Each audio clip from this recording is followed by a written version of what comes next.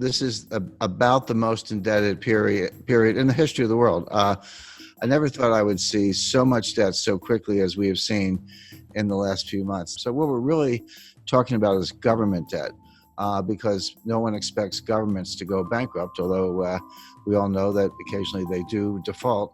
We've seen many cases of that, but certainly not the United States or the UK or Spain or France. No one expects any of those countries to default anytime soon.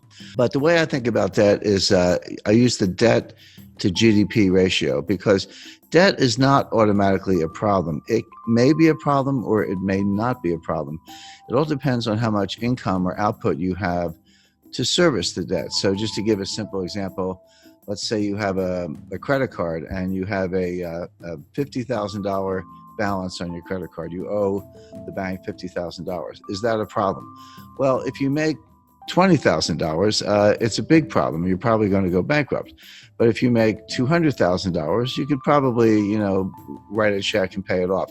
So the answer as to whether the debt is a problem or not can only be thought about in relation to your income. And so I use the debt to GDP ratio. I say, how much debt does a country have? How much debt is outstanding? And how big is their GDP?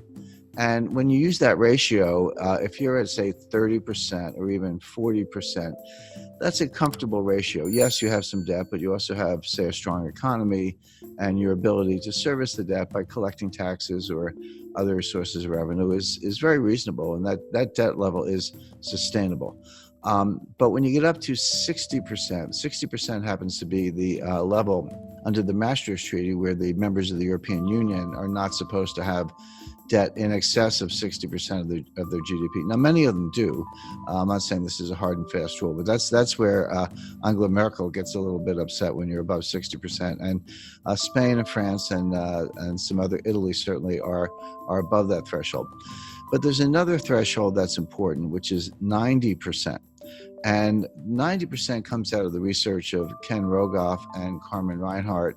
And what they've shown in developing markets, developed markets throughout the 20th century, recently, in the distant past, no matter where they look, once a country gets above 90% debt to GDP, a couple things happen. Number one, debt is no longer productive. The idea of borrowing is I'll borrow $1. I'm going to do something with that money. Huh? Yeah, I'll borrow the $1, I'll spend the $1, but I'll get $1.20 of GDP because, I'll spend it on something, but then the recipient, he'll spend it, and then someone else will spend it. And by what's called velocity, or the turnover of money, you'll actually get more than you borrow. That's Keynesian economics, very simplified version of it. But what Rogoff and Reinhart have shown is once you get past 90%, that's no longer true. You borrow $1 and you spend $1, but you might only get 90 cents or 80 cents of GDP. In other words, you reach a point where you cannot borrow your way out of debt. You cannot borrow your way to get enough productivity to get out of debt. And then you're sort of in a doom loop or a death spiral. Well, I mentioned 30% is comfortable, 60% is a problem in Europe, 90% is this critical threshold. The United States today is at 106%.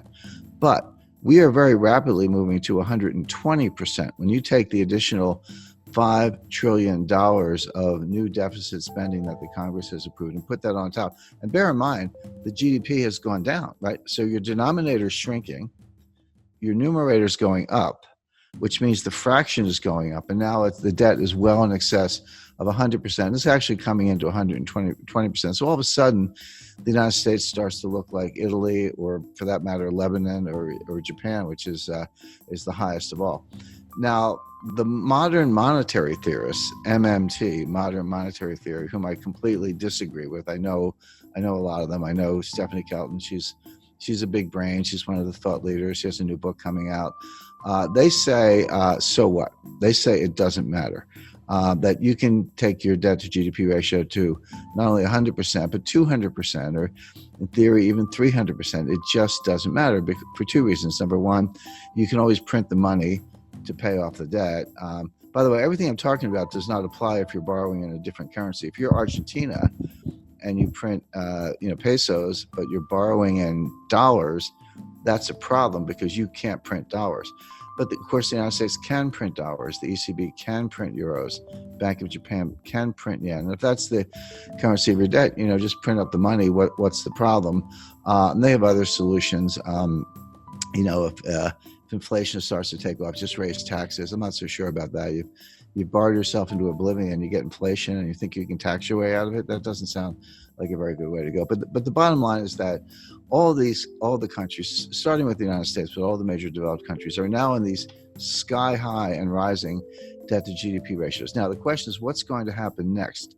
Interest rates are extremely low. The central banks have made them low. So the debt service is not that great. The debt is huge, but if you're only paying, a fraction of 1%, it's not as if you're incurring a lot of interest expense, which of course adds to the deficit. So that's the first thing.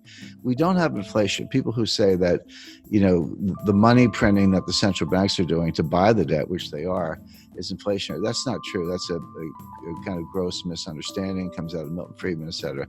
It's not true. What does cause inflation is velocity, which is the turnover of money. People lose confidence in money, and they spend it, and someone else gets it and they spend it. Everyone's spending it because they want to run into hard assets, land, gold, silver, fine art, real estate, et cetera, or just buy a car because they think the price is going up, or a refrigerator, whatever it is.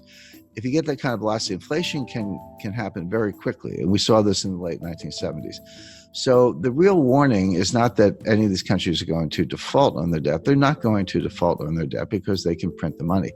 The danger is inflation. Now, if you said, do I see inflation right now? Absolutely not. We're going to see deflation, which is a different kind of danger. Deflation causes debt defaults because Japan has been trapped into that for 30 years.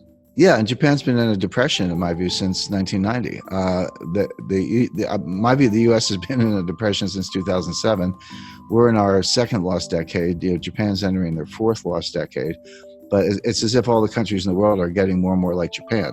I had a meeting with Saki Kibara-san. He was very famous in the 1980s. He was known as Mr. Yen. He was an assistant finance minister in Japan, but he was called Mr. Yen. But very smart guy, very nice guy.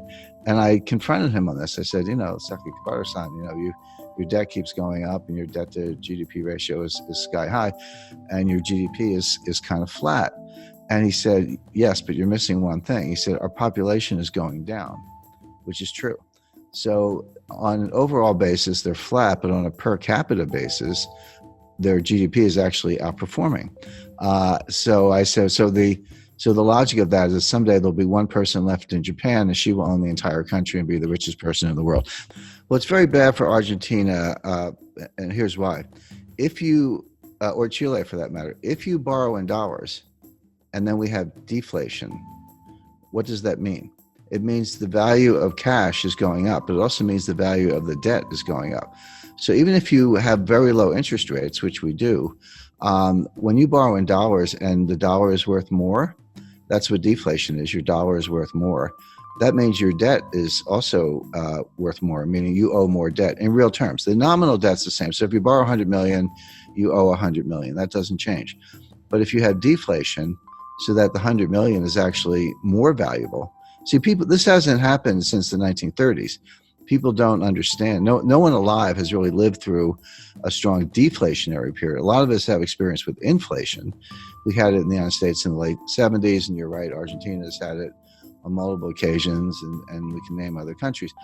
People have a sense of what to do in inflation, but no one alive has experienced serious deflation since the 1930s. And if you did, you're 95 years old today. So people don't really understand it. But one of the things it does, it makes the real value of debt go up. So in real terms, you owe more money. So if you were in trouble to begin with and you borrowed money to get out of trouble, but the value of the debt goes up, now you owe more money. Now where do you stand? It may not show up in interest payments, but every dollar becomes more and more difficult to get. The dollar's worth more. So what it means is that you see a strong dollar. Now, your local currency could be weaker against the dollar. That's true. That could help exports. It could help tourism. So, there's no tourism right now. There's Yeah, not going to be more tourism. well, you make a good point. There is no tourism today. I'm on a mountain, and you're in a home or studio or someplace. So right, there's no tourism going on today. But assuming it comes back next year, if you have a really strong dollar, in theory, an American could, or European for that matter, could look at Argentina. I've been to Argentina many times. It's one of the most beautiful countries in the world, and nice people, great restaurants. So, but it could look kind of like a bargain to somebody with a very strong currency. Sure. But that's not really Argentina's problem. Argentina needs more high-tech industry, more high-value-added industry. It needs to break out of what's called the middle income trap, where you get to a certain point, but you can't get past that point because you can't just do it with assembly style manufacturing jobs. You need high value added jobs. You need technology is what you need. And all the developed economies are facing the same issue. That applies to all of Latin America, Chile, Mexico, Colombia. Correct, but it applies to most of Asia as well. This is China's problem. China's not going to continue the kind of growth we've seen over the last 20 years because they've used up that. When I studied development economics in the 1970s in graduate school, and we used to think that the hard part of development economics was getting from low income to middle income. And then we say if you get to middle income, it's a straight path to high income. Turns out that's not true. Getting from low income to middle income is actually pretty straightforward. You have to get rid of corruption and you need to ease up on regulation. But you can, if you have foreign direct investment and people come from the country to the cities and you do, kind of simple manufacturing, et cetera, you can get a really good export machine going and earn hard currency reserves. So that part's easy. The hard part is getting from middle income to high income, because it turns out you can't just do more of the same. You actually need more high value added. You need technology today, and that's what I would advise every country to be working on, including Argentina, where the Argentina has a very very highly educated workforce. I mean, Argentina would be a good case to why don't we make iPhones in Argentina instead of China, and we're going to bust up. The United States is going to bust up the supply chain to China. We're going to shut over time. Won't happen overnight, but we're going to pull those factories out or shut them down and move them elsewhere. So the question is, if I were advising any developing economy, I would say, how can I become a supplier to the United States? If they're going to get rid of China, which we are for a lot of reasons, I'd want to be in the list. And we're actually looking at Jordan as a country that could make cell phones. India is a big case because they have cheap labor. Argentina, I think, is a better candidate because they have a more highly educated workforce.